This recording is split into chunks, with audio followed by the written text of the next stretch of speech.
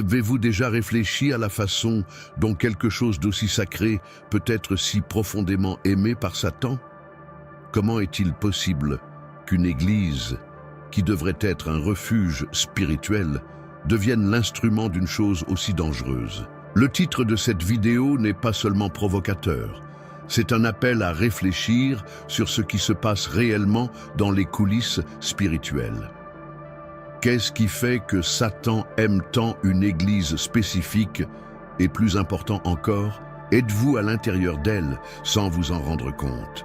Dans cette vidéo, nous explorerons ensemble un sujet qui non seulement provoque un inconfort, mais peut également vous ouvrir les yeux sur des vérités spirituelles que beaucoup préfèrent ignorer.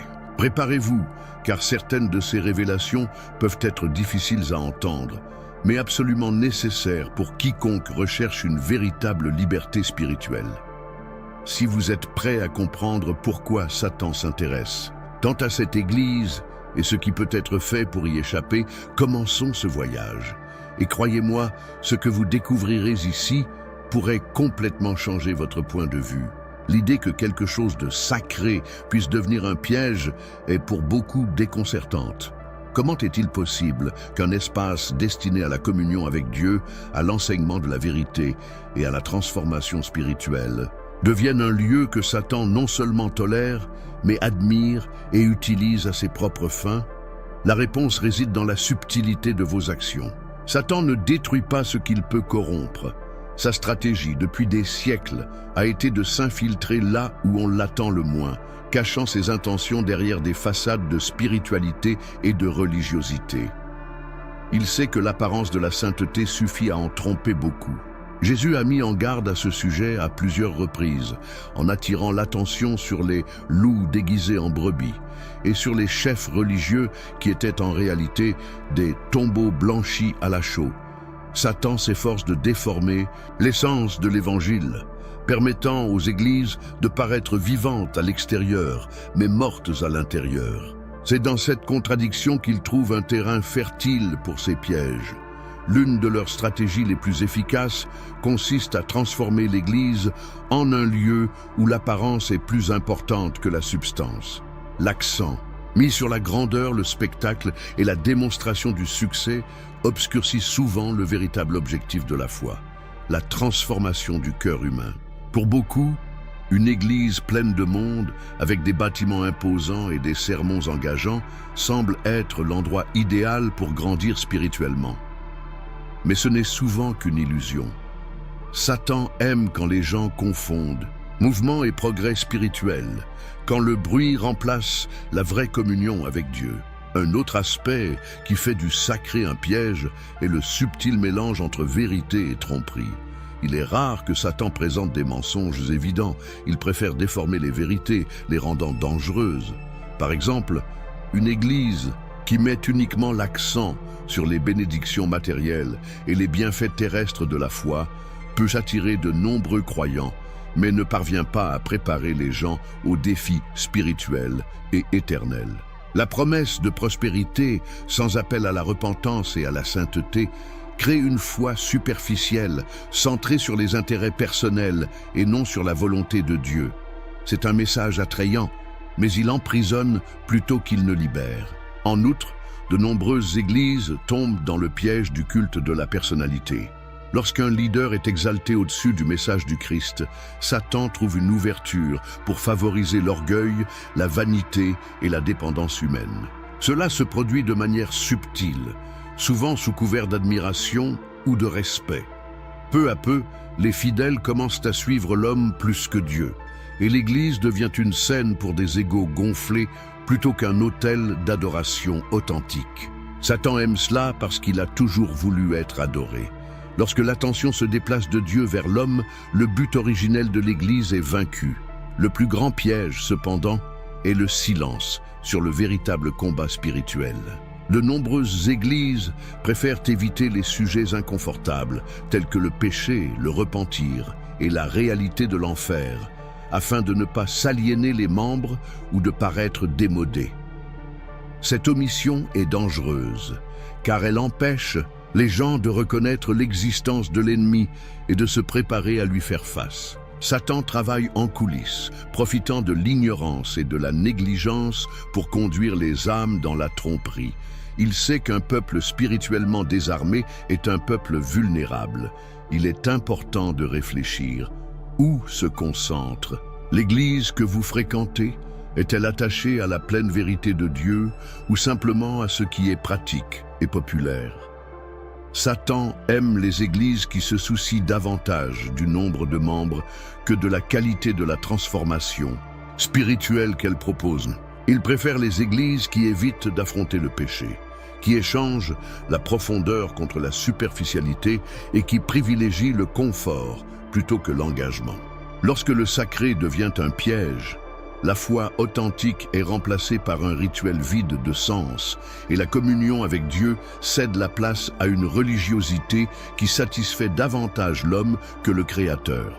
C'est exactement ce que veut Satan, transformer ce qui a été fait pour glorifier Dieu en quelque chose qui alimente l'orgueil, la vanité et la tromperie humaine. La seule façon d'échapper à ce piège est de rechercher le discernement spirituel, de confronter sa foi aux Écritures et d'être prêt à sortir de sa zone de confort, même si cela signifie remettre en question les traditions ou les dirigeants. Satan cache ses intentions à la vue de tous, mais ceux qui recherchent sincèrement Dieu et demandent la sagesse pour discerner peuvent voir la vérité. Après tout, comme Jésus l'a dit, vous connaîtrez la vérité et la vérité vous affranchira. Ne vous laissez pas berner par ce qui semble sacré.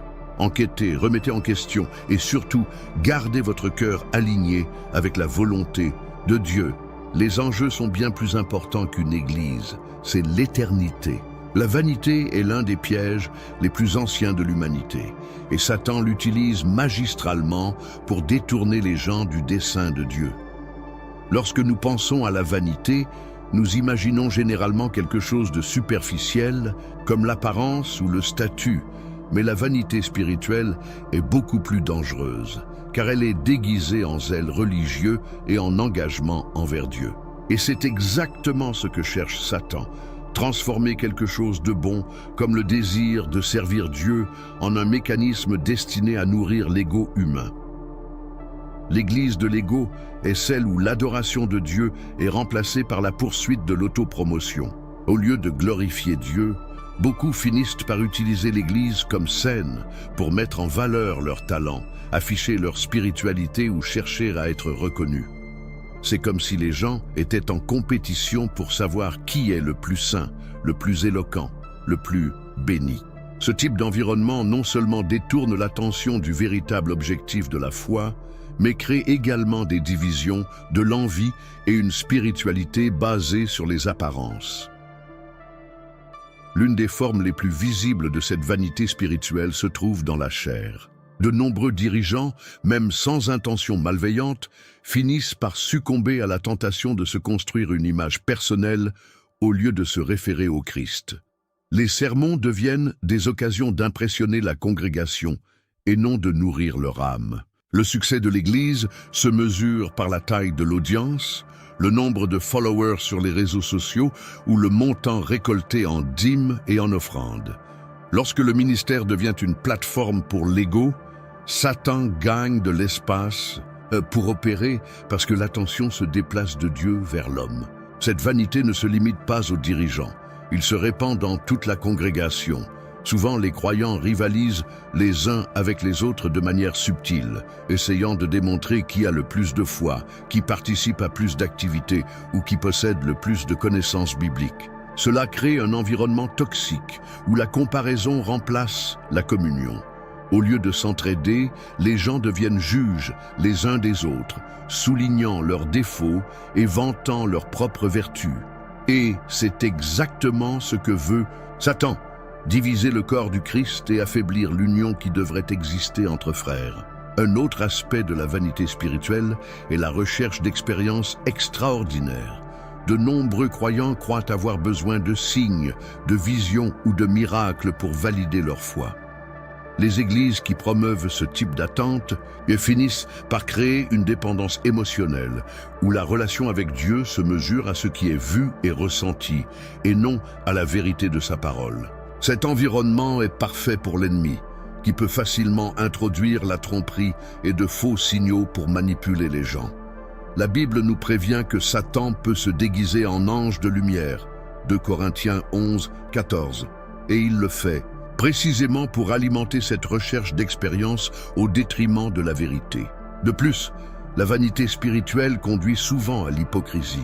Les gens commencent à vivre une double vie, montrant une image de sainteté dans l'Église tout en vivant d'une manière complètement différente en dehors d'elle.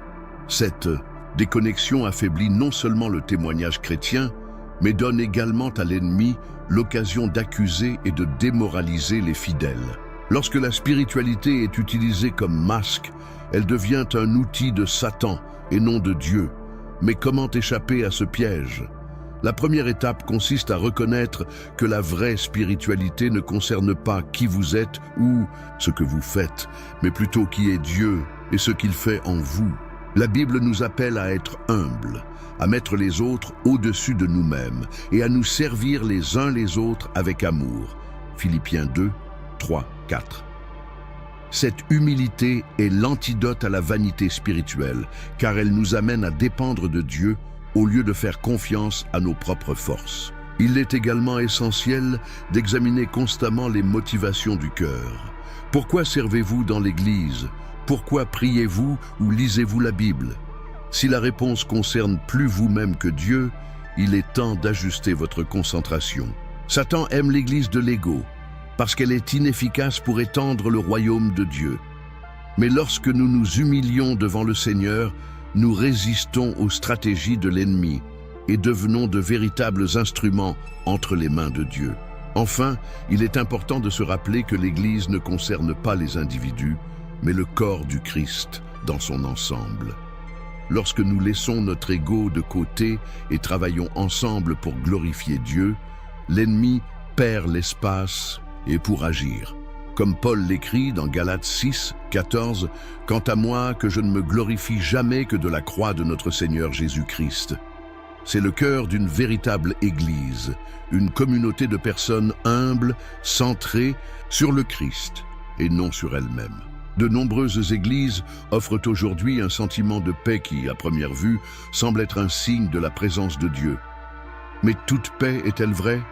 Satan, étant un trompeur, a la capacité d'offrir un faux sentiment de tranquillité pour maintenir les gens à l'aise et spirituellement endormis. Ce genre de paix ne vient pas de Dieu, mais d'un état illusoire où le péché est ignoré, les responsabilités spirituelles négligées et la foi est traitée comme un rituel social. La fausse paix est dangereuse car elle offre un anesthésique aux âmes. Cela n'incite pas les gens à examiner leur vie, cela ne confronte pas le péché et cela n'encourage pas la repentance. Au lieu de cela, cela favorise une atmosphère de complaisance dans laquelle tout semble aller pour le mieux. Et c'est précisément dans cet environnement que Satan se sent chez lui. Il n'a pas besoin de combattre une église où les gens dorment spirituellement.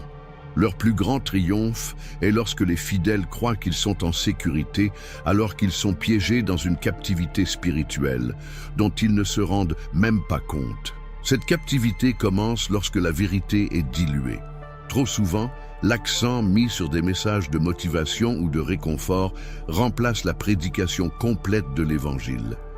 Les paroles de Jésus sur le fait de porter la croix, de renoncer à soi-même et de suivre Dieu, Luc 9, 23, sont adoucies ou ignorées afin de n'offenser personne. Cela crée une génération de chrétiens qui ne sont pas préparés à affronter des défis spirituels parce qu'on ne leur a jamais enseigné les réalités du combat spirituel. Ils vivent dans un état de fausse sécurité, croyant que leur participation à l'Église suffit à plaire à Dieu. De plus, la fausse paix est alimentée par une théologie déformée qui promet une vie sans problème, où suivre Dieu ne signifie que bénédiction et prospérité. Cette vision, bien que séduisante, n'est pas biblique. Jésus a averti que dans le monde, nous aurions des afflictions. Jean 16, 33. Mais de nombreuses églises évitent d'enseigner cela parce qu'elles préfèrent s'assurer que les gens se sentent à l'aise et motivés. Cependant, Cette approche ne prépare pas les croyants aux moments difficiles de la vie, les laissant vulnérables et désorientés lorsque surviennent les épreuves. La fausse paix est également liée au concept de grâce à bas prix, où le pardon de Dieu est prêché sans appel à une véritable repentance. Ce type de message crée une atmosphère dans laquelle le péché est toléré et où les gens ne ressentent pas le besoin de changer de vie. C'est un terrain fertile pour l'ennemi, car il sait qu'un cœur non transformé reste éloigné de Dieu, même lorsqu'il va à l'église. Mais pourquoi tant d'âmes acceptent-elles cette fausse paix? Parce qu'elle est à l'aise. Cela n'exige pas d'effort, cela ne met pas au défi, cela ne confronte pas. Il est plus facile de croire que tout va bien que d'admettre que de profonds changements sont nécessaires. Satan en profite pour offrir un sentiment superficiel de bien-être, tout en maintenant les gens piégés dans des cycles d'apathie spirituelle. La vraie paix, en revanche, ne consiste pas à éviter la confrontation avec la vérité, mais à l'accepter. C'est une paix qui vient de Dieu, même au milieu des tribulations. C'est la paix qui dépasse toute compréhension, Philippiens 4, 7, mais qui n'est accessible qu'à ceux qui s'abandonnent complètement à lui. Cette paix n'endort pas l'âme. Il vous éveille, apportant clarté, but et une connexion profonde avec le Créateur. Pour échapper à cette captivité spirituelle, il est essentiel de rechercher le discernement. La Bible nous exhorte à ne pas nous conformer à ce monde, mais à nous laisser transformer par le renouvellement de notre esprit. Romains 12, 2. Cela signifie remettre en question ce que nous entendons, sonder les Écritures et demander au Saint-Esprit de nous guider vers la vérité. Il est également nécessaire d'être prêt à quitter sa zone de confort face aux défis et aux sacrifices qui accompagnent une vie de foi authentique. La fausse paix peut paraître agréable, mais elle emprisonne. Cela maintient les gens stagnants, incapables de grandir spirituellement ou d'accomplir le dessein que Dieu a pour leur vie. Il est temps de se réveiller, de rejeter les mensonges qui nous font nous sentir en sécurité alors que nous sommes en danger. Parce que la vraie paix, celle qui libère et transforme, ne peut être trouvée qu'en Jésus-Christ et dans sa vérité. Et cette vérité, aussi inconfortable qu'elle puisse être au début, est la seule chose qui peut vraiment nous sauver. Dans un monde où l'apparence remplace souvent l'essence, il n'est pas surprenant que les signes d'une Église aimée de Satan passent inaperçus aux yeux de beaucoup. Ces églises ne se présentent pas comme des lieux sombres ou explicitement corrompus. Au contraire, ils ont souvent une façade de sainteté, de prospérité et de communion apparente. Cependant, il existe des signes clairs, mais souvent ignorés, indiquant que quelque chose ne va vraiment pas. Reconnaître ces signes est essentiel pour échapper à un environnement où le mal prospère sous couvert du sacré. L'un des premiers signes d'une Église aimée par le mal est l'absence du Christ comme centre. Bien que Jésus puisse être mentionné, il n'est pas au centre de l'attention. La chair peut être remplie de messages sur la réussite, la prospérité ou le bonheur personnel, mais rarement sur la repentance, la croix ou la sainteté. Le véritable message de l'Évangile, qui exige transformation et engagement, est dilué ou complètement omis. Satan n'est pas dérangé par les églises qui évitent de prêcher la vérité, car il sait que sans la véritable parole de Dieu, les gens restent spirituellement faibles et susceptibles d'être trompés. Un autre signe important est la tolérance au péché. Dans certaines églises, les péchés évidents sont ignorés ou même normalisés. L'idée selon laquelle Dieu accepte chacun tel qu'il est déformée pour justifier des comportements qui vont à l'encontre des enseignements bibliques. Même si Dieu nous accepte dans notre condition actuelle, il nous appelle également à nous transformer. Une Église qui évite d'affronter le péché avec amour et vérité laisse ses membres piégés dans des modes de vie qui les séparent de Dieu. Et c'est exactement ce que veut Satan. De plus, une Église aimée du mal exalte souvent ses dirigeants au-dessus de ce qui est saint. Lorsque le charisme d'un pasteur ou d'un leader devient plus important que le message qu'il prêche, un culte de la personnalité commence à se former. Les gens commencent à suivre l'homme au lieu du Christ, ce qui crée une dépendance dangereuse. Ces dirigeants, souvent inconsciemment, nourrissent leur propre ego, devenant ainsi des instruments favorisant la division, la manipulation et, finalement, détournant les gens de Dieu. Satan adore quand les chefs religieux, même ceux qui ont commencé avec de bonnes intentions, se concentrent sur eux-mêmes. L'absence de confrontation spirituelle est un autre signe d'avertissement. Les églises qui évitent de parler du diable, du péché et de l'enfer laissent leurs fidèles désarmés. Le combat spirituel est une réalité clairement décrite dans la Bible. Mais lorsqu'une église prétend qu'elle n'existe pas, les gens ne savent pas comment se protéger ou se battre. Ce silence sur le combat spirituel est une victoire pour Satan, car un peuple non préparé est facilement vaincu. Un autre aspect inquiétant est l'accent exagéré mis sur les biens matériels et la réussite terrestre. Une église qui mesure son efficacité par la taille de son bâtiment, la richesse de ses membres ou le nombre de fidèles fonctionne selon un système de valeurs qui n'est pas biblique. Jésus a mis en garde contre l'accumulation de trésors sur terre, mais certaines églises promeuvent une théologie qui place la prospérité financière comme un signe de bénédiction divine. Cette focalisation éloigne le cœur des gens de Dieu et les place sur les choses du monde. Enfin, une église aimée du mal a souvent une apparence d'unité, mais est pleine de divisions cachées. Alors qu'en apparence, tout semble en harmonie.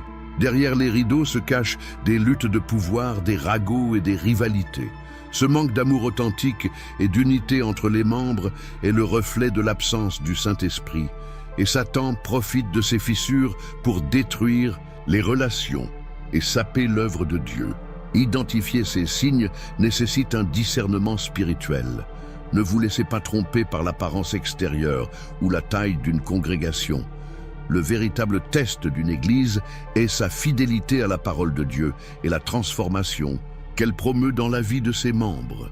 Comme Jésus l'a dit, vous les reconnaîtrez à leurs fruits. Matthieu 7, 16.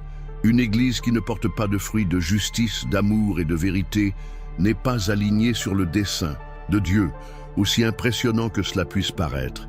Si vous reconnaissez ces signes dans l'église que vous fréquentez, ne les ignorez pas.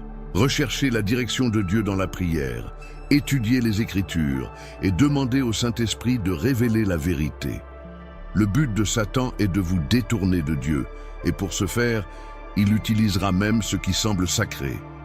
Mais la bonne nouvelle est que Dieu offre toujours un chemin à ceux qui veulent le trouver. N'ayez pas peur de remettre en question, de rechercher et de suivre la vérité, même si cela signifie abandonner un environnement que vous croyiez sûr. Votre foi et votre relation avec Dieu sont plus importantes que n'importe quelle institution ou tradition. Lorsqu'on se retrouve dans une situation de tromperie spirituelle, il est fréquent de se sentir perdu et de ne pas savoir comment agir. Après tout, comment pouvez-vous échapper à un environnement qui semble sûr, mais qui vous éloigne de Dieu? La bonne nouvelle est que la sortie est beaucoup plus proche que vous ne l'imaginez, et Dieu a déjà préparé un moyen de vous secourir. Il ne laisse jamais ceux qui le recherchent sincèrement, sans direction ni espoir. Cependant, il est nécessaire de franchir des étapes importantes pour trouver cette issue et revenir au centre de la volonté de Dieu. La première étape consiste à reconnaissance. Admettre que quelque chose ne va pas demande du courage et de l'humilité. Cela peut être inconfortable, surtout si vous avez déjà investi du temps, de l'énergie et de la foi dans une église ou un système qui semble désormais désaligné avec la parole de Dieu. Cependant, Dieu honore les cœurs, désireux de rechercher la vérité au-dessus des traditions ou des conventions humaines. Reconnaître que vous vous trouvez peut-être dans un environnement qui ne glorifie pas Dieu est le début du processus de libération. Comme Jésus l'a enseigné, la vérité vous affranchira. Jean 8, 32. Après la reconnaissance, vient le besoin de rechercher le discernement spirituel. Le discernement est un don que le Saint-Esprit accorde à celui qui le demande sincèrement. C'est grâce à ce discernement que vous pourrez distinguer ce qui est de Dieu et ce qui ne l'est pas, même si cela est déguisé en quelque chose d'apparemment bon. Pour ce faire, il est essentiel d'approfondir la Bible, car elle est la base de toute vérité. Ne comptez pas uniquement sur les dirigeants, les sermons ou les traditions. Étudiez la parole par vous-même. Dans Actes 17, 11, les Béréens ont été félicités parce qu'ils sondaient quotidiennement les Écritures pour voir si ce que Paul disait était vrai. Faites de même, soyez un chercheur actif de la vérité. En outre, la prière est essentielle. Dans ce processus, parlez à Dieu de vos doutes, de vos peurs et de votre désir de faire la bonne chose. Demandez-lui de vous révéler le chemin à suivre et de vous guider dans chaque décision. Dieu ne rejette pas ceux qui s'approchent de lui avec un cœur sincère. Comme Jacques 1, 5 nous l'assure, si quelqu'un manque de sagesse, qu'il la demande à Dieu, qui la donne gratuitement à tous. Il est toujours prêt à nous éclairer, mais nous devons le chercher de tout notre cœur. Un autre point essentiel est un véritable repentir. Même si vous avez été trompé, il est important de reconnaître votre responsabilité dans le fait que la tromperie s'installe. Peut-être avez-vous accepté les demi-vérités parce qu'elles étaient plus confortables, ou avez-vous placé votre confiance dans les dirigeants humains plutôt que dans Dieu. La repentance n'est pas seulement un sentiment de culpabilité. C'est un changement d'attitude et de direction. C'est décider d'abandonner tout ce qui déplaît à Dieu et de marcher dans l'obéissance à sa parole. Une fois que vous avez reconnu, recherché le discernement, prié et repenti, il est temps de agir avec foi et courage. Cela peut impliquer de laisser derrière vous une église, un groupe ou même des amitiés qui vous éloignent de Dieu. Cette décision peut être difficile et douloureuse, mais rappelez-vous que votre fidélité à Dieu est plus importante que de plaire aux gens.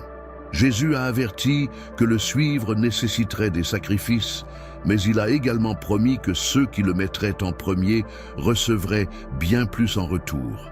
Matthieu 19, 29. En fin de compte, Dieu attend de vous persévérer dans la recherche de la vérité et dans la construction d'une foi solide. Trouver une église engagée dans la vérité de la parole de Dieu peut prendre du temps, mais c'est possible.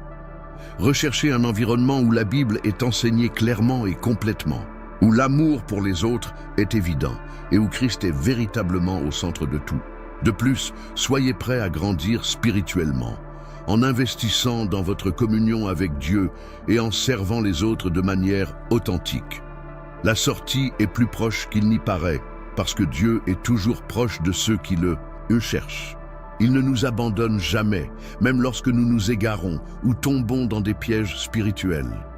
Si vous vous sentez coincé dans une église ou un système qui ne reflète pas les valeurs du royaume de Dieu, sachez qu'il est prêt à vous guider vers le bon chemin. N'ayez pas peur de laisser derrière vous ce qui est faux, car ce que Dieu a pour vous est infiniment meilleur. La vraie liberté et la vraie paix sont accessibles à ceux qui choisissent la vérité avant tout. Faites confiance à Dieu et il vous guidera vers la lumière. À un moment donné, nous serons tous confrontés à une décision cruciale. Rester à l'aise dans nos illusions ou accepter la vérité, même si elle est difficile à accepter. Ce choix est plus qu'une question de croyance. C'est une question de vie et de mort spirituelle. Dieu nous donne le libre arbitre pour choisir le chemin que nous voulons suivre, mais il nous met également en garde contre les conséquences de nos décisions. Satan, quant à lui, fait tout ce qu'il peut pour nous maintenir piégés dans un cycle de doute, de peur et de tromperie, afin que nous ne voyions jamais le vrai chemin. Le dernier appel de Dieu est une invitation à la liberté et à la vérité, mais il exige une réponse sincère. Ignorer cet appel, c'est choisir de rester dans une zone de confort spirituel qui nous éloigne souvent du dessein divin. L'illusion, dans ce cas, ne consiste pas seulement à croire en quelque chose de faux, mais aussi à rejeter l'opportunité de renouer avec le Créateur. Satan utilise cette illusion pour convaincre les gens qu'il n'y a pas d'urgence et qu'ils peuvent résoudre leurs problèmes spirituels demain. Cependant, demain n'est pas garanti. Choisir la vérité est un acte de courage, car cela nécessite d'agir. La vérité expose nos défauts, révèle nos dépendances et remet en question nos priorités. Il est plus facile de prétendre que tout va bien que de faire face à la réalité selon laquelle nous avons besoin de changement. Mais Dieu, dans sa patience et son amour infini, ne force jamais cette transformation. Il attend de chacun de nous qu'il décide volontairement d'ouvrir les yeux sur ce qui est réel et éternel. L'illusion, en revanche, se présente comme quelque chose d'attrayant et de réconfortant. Cela peut prendre la forme de fausses promesses, de dirigeants charismatiques ou d'un faux sentiment de sécurité spirituelle. Ces illusions peuvent être si élaborées qu'elles semblent même spirituelles. Mais comme Jésus l'a prévenu, tous ceux qui disent « Seigneur, Seigneur » n'entreront pas dans le royaume des cieux. Matthieu 7, 21. L'appel final est une alerte pour discerner ce qui vient vraiment de Dieu et ce qui est une imitation. Le choix entre vérité et illusion est également lié à notre destinée éternelle. La Bible est claire, il y aura un jugement où chacun sera responsable de ses choix. C'est un puissant rappel que nous ne pouvons pas ignorer l'appel de Dieu sans conséquence. Cependant, cet appel n'est pas basé sur la peur mais sur l'amour. Dieu désire que chacun soit sauvé et parvienne à la connaissance de la vérité. 1 Timothée 2, 4. Répondre à l'appel final signifie aligner notre vie sur les valeurs du royaume de Dieu. Cela implique de laisser derrière nous les pratiques, les pensées et les comportements qui nous maintiennent piégés dans le système de tromperie du monde. C'est un processus qui peut être difficile, mais il est aussi profondément libérateur. Lorsque nous choisissons la vérité, nous expérimentons la vraie paix, une paix que le monde ne peut pas offrir. Pour ceux qui ont des doutes, il est important de se rappeler que Dieu ne nous abandonne jamais dans le processus de choix. Il nous donne sa parole comme guide, le Saint-Esprit comme conseiller et la communauté confessionnelle comme soutien. Il nous donne également la force de résister aux pressions du monde et aux tentations de l'ennemi. Comme il est écrit dans 1 Corinthiens 10, 13, Dieu ne nous permet jamais d'être tentés au-delà de ce que nous pouvons supporter et nous fournit toujours une issue. L'appel final n'est pas seulement une décision ponctuelle, mais un engagement quotidien à vivre à la lumière de la vérité. C'est une invitation à abandonner ce qui nous emprisonne et à embrasser la vie abondante que Dieu nous offre. Satan fera tout pour nous distraire et nous convaincre que la vérité n'en vaut pas la peine. Mais la parole de Dieu nous assure que non seulement la vérité en vaut la peine, mais qu'elle est le seul chemin vers la vie éternelle. Si vous ressentez cet appel dans votre cœur, ne l'ignorez pas. Choisir la vérité peut être difficile, mais c'est la décision la plus importante que vous puissiez prendre. L'illusion est confortable mais temporaire. La vérité est difficile mais éternelle. Aujourd'hui, Dieu vous appelle à choisir. Quelle sera votre réponse? Échapper aux pièges spirituels et découvrir la vérité de Dieu n'est pas seulement une possibilité, mais une promesse pour ceux qui recherchent la libération avec un cœur sincère.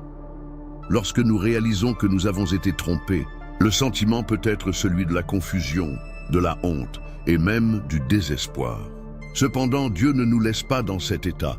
Au contraire, il nous tend la main et nous propose un chemin clair de libération et de renouveau, nous conduisant à une vie de véritable communion avec lui. La libération commence par une rencontre personnelle avec la vérité. Cette rencontre n'est pas basée sur des émotions passagères ou des discours de motivation, mais sur la parole de Dieu. La Bible est la carte qui nous guide hors des pièges spirituels. Jésus a déclaré « Je suis le chemin, la vérité et la vie » Jean 14, 6. Lorsque nous plaçons notre attention sur lui, nous cessons d'être influencés par les voix du monde et commençons à entendre clairement la voix de Dieu. C'est cette vérité qui révèle les tromperies et nous libère. Après avoir reconnu la vérité, la prochaine étape est renouveler l'esprit et le cœur. Romains 12, 2 nous enseigne « Ne vous conformez pas à ce monde, mais soyez transformés par le renouvellement de votre esprit. » Cela signifie abandonner les modèles et les enseignements qui nous ont éloignés de Dieu et nous engager envers sa parole. Le renouveau se produit lorsque nous consacrons du temps à la prière, à la lecture de la Bible et à la réflexion sur les enseignements du Christ. Ce processus nous renforce contre les futurs pièges spirituels. Un autre élément crucial de la libération est un véritable repentir. Les pièges spirituels nous attirent souvent parce qu'ils répondent à nos désirs égaux ou à nos insécurités. La repentance signifie reconnaître ses erreurs et les remettre à Dieu. Le repentir n'est pas un simple sentiment de culpabilité, mais une transformation intérieure. C'est un retour à l'obéissance et à la soumission à la volonté divine. Cet acte d'humilité ouvre les portes de la guérison spirituelle et émotionnelle. La libération nécessite également courage pour prendre des décisions difficiles. Cela peut inclure le fait de quitter une église, un groupe ou une communauté qui favorise la tromperie ou des pratiques contraires à la parole de Dieu. Même si ce choix peut être douloureux, il est nécessaire de préserver votre foi et votre communion avec Dieu. Jésus nous a avertis que le suivre ne serait pas toujours facile, mais il nous a assuré que cela en valait la peine. Celui qui perdra sa vie à cause de moi la retrouvera. Matthieu 10, 39. Le renouveau, à son tour, est le don que Dieu nous fait après la libération. Il restaure nos cœurs et nous donne le pouvoir de vivre une vie abondante. Le renouveau implique non seulement un changement interne, mais aussi la découverte d'une nouvelle communauté de foi qui valorise la vérité et la véritable transformation. Trouvez une église engagée envers la parole de Dieu, où l'amour, l'humilité et la fidélité à l'Évangile sont évidents. La communion avec d'autres croyants partageant la même recherche de la vérité est essentielle pour grandir spirituellement. De plus, le renouveau nous conduit à une relation plus profonde avec Dieu. Lorsque nous laissons nos erreurs derrière nous, nous avons l'opportunité de le connaître de manière plus intime. Dieu veut que nous nous rapprochions de lui, non seulement en cas de besoin, mais dans tous les aspects de notre vie. La prière, la louange et l'adoration ne deviennent pas seulement des pratiques religieuses, mais de véritables expressions d'amour et de gratitude envers le Créateur. Enfin, il est important de se rappeler que la libération et le renouveau sont des processus continus. Satan continuera d'essayer, mais lorsque nous restons fermes dans la vérité de Dieu, nous pouvons résister. La Bible nous assure que résistez au diable et il fuira loin de vous. Jacques 4, 7. La clé est de rester vigilant, de maintenir la foi et l'engagement envers Dieu à tout moment. Le piège peut sembler puissant, mais la vérité de Dieu est plus forte. Il nous appelle à vivre libres de toute tromperie et de toute oppression spirituelle. Si vous sentez que vous êtes coincé dans une situation qui vous éloigne de Dieu, sachez qu'il y a de l'espoir. La délivrance est disponible et le renouveau est une promesse garantie pour ceux qui font confiance au Seigneur. N'ayez pas peur de passer à l'étape suivante. Dieu attend de vous guider vers la vérité et vers une vie pleine de sens et de paix. Merci beaucoup d'avoir regardé cette vidéo jusqu'à la fin.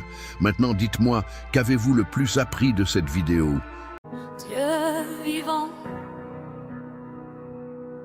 invisible, mais si réel, plus grand que nos mots.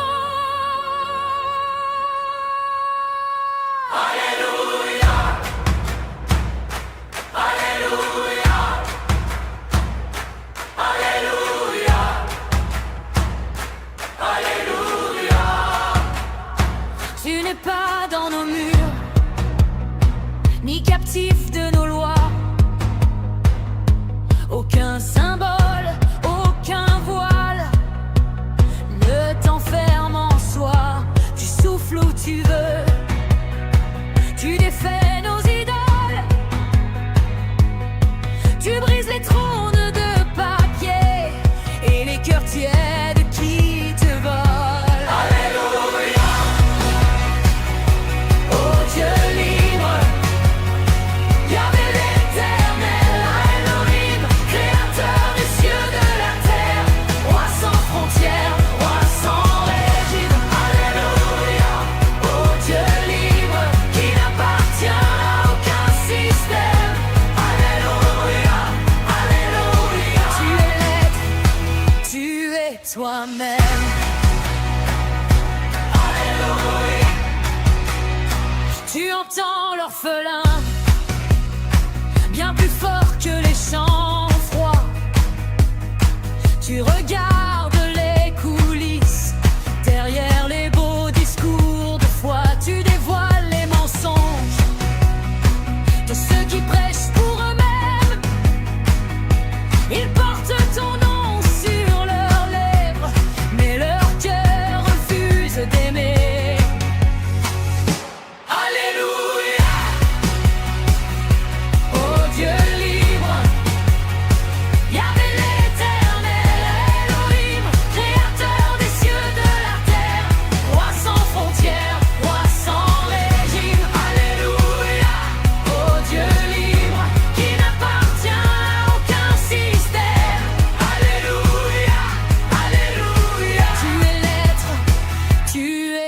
toi-même.